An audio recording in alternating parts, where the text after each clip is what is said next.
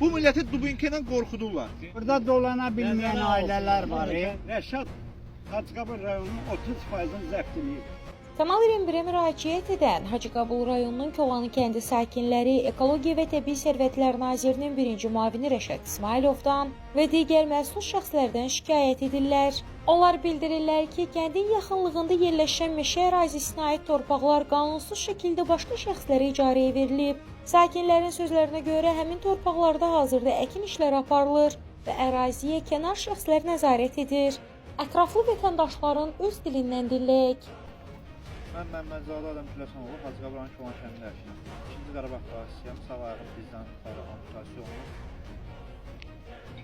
Bizim kəndimizdə bir problem var. Bundan əvvəl də bu problemi dövlət orqanlarına çatdırmışıq. İcra başçısının bu haqda məlumatı var. Bizim bələdiyyəmiz və bütün rayon üzrə bütün nümayəndələrin bu problemdən xəbərləri var. Bizim kənd cəmaatının otlaq torpaq sahəsi əllərindən alınır.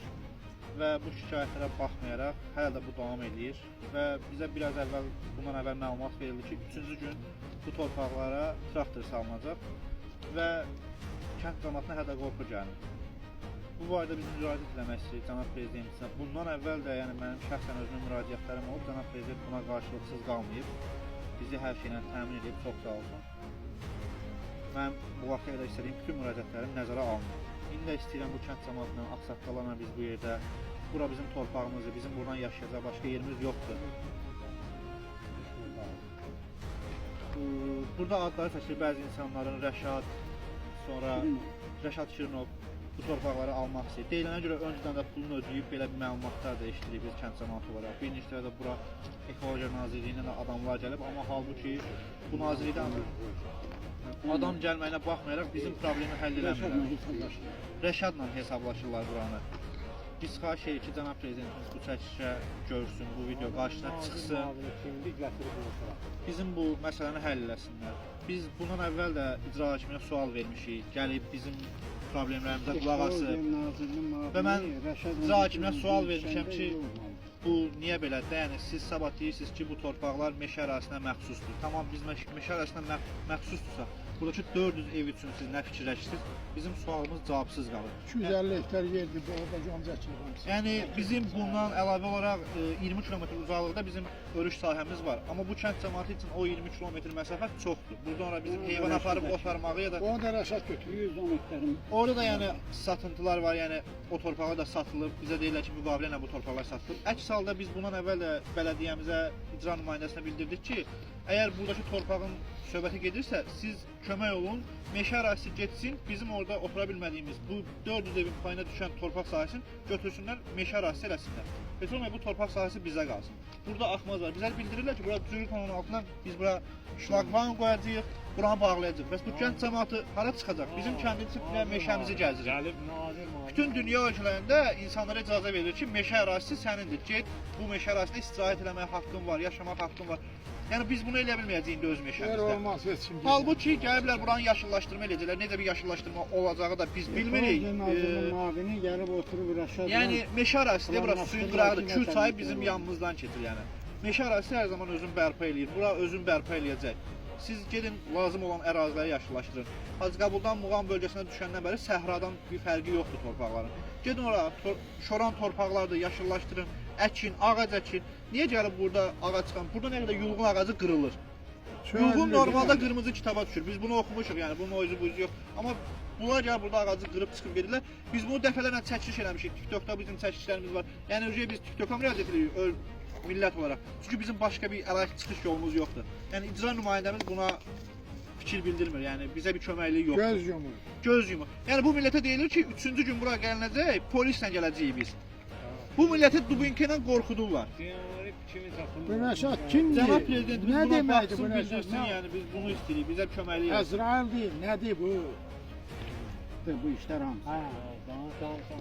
Qardaş, bu Hacıqabul rayonunda bir dənə fərarı olmadı.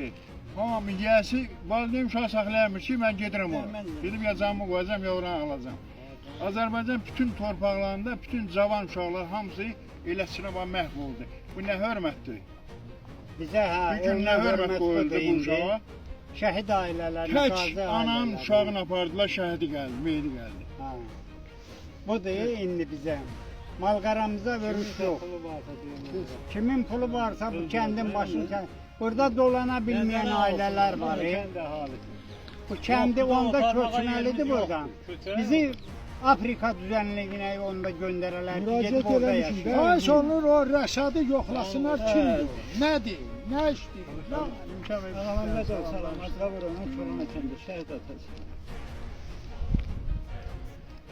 Bizim örüş yerimizi Rəşad Şirinov götürür. Onu da ayın 15'i Ekologiya Nazirinin mavini burada olub deyib bu yerlərin hamısını götürəcək Rəşad Şirinova verəcək. Bununla alıblar.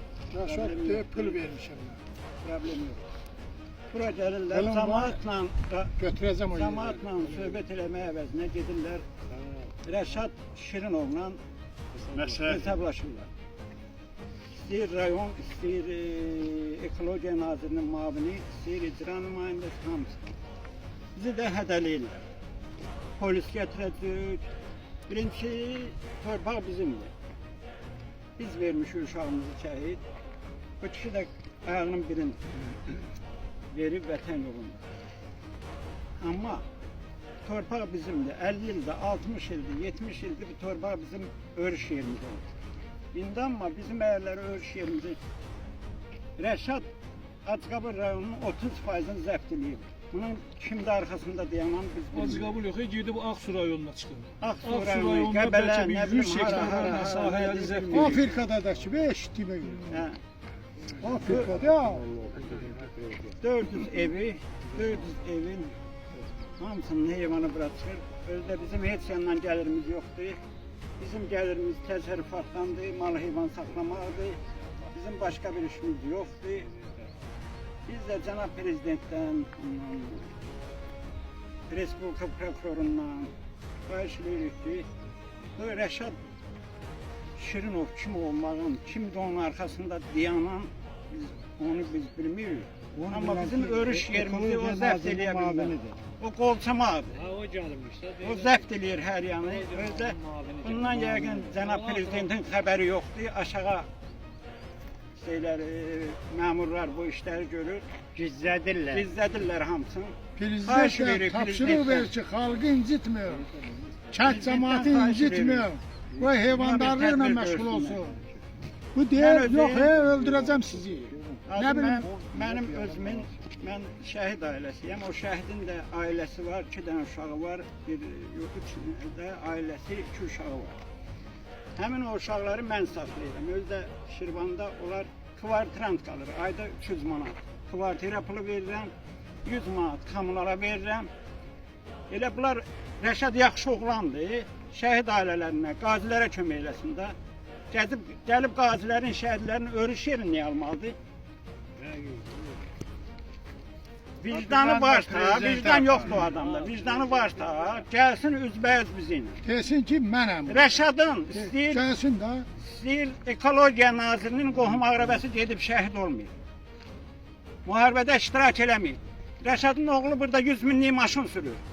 Hansı pulla, nə tərdir? Olaraq biz bunu ona görə edirik ki, insanlar daha da yaxşı yaşasın. Amma insanların yaxşı yaşaması təkcə maddi tərəflə ölçülmür.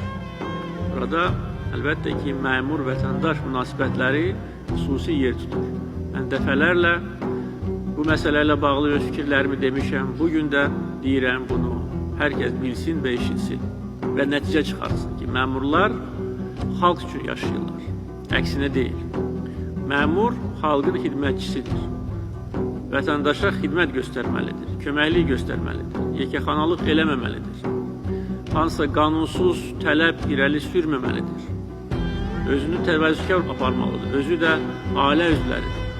Nümunə olmalıdır. Rüşvətxorluqla məşğul olmamalıdır. Soyğunçuluqla məşğul olmamalıdır. Məmur belə olmalıdır, dediyim kimi. Sonda Kanal 21 olaraq onu da qeyd edək ki, səsləndirilən fikirlərə görə heç bir məsuliyyət daşımırıq və qarşı tərəfin də mövqeyini işıqlandırmağa hazırıq. Kanal olaraq ictimailəşdirmək bizim işimizdir, tədbir görmək və ümid isə aidiyyəti qurumlara və Allaha qalır.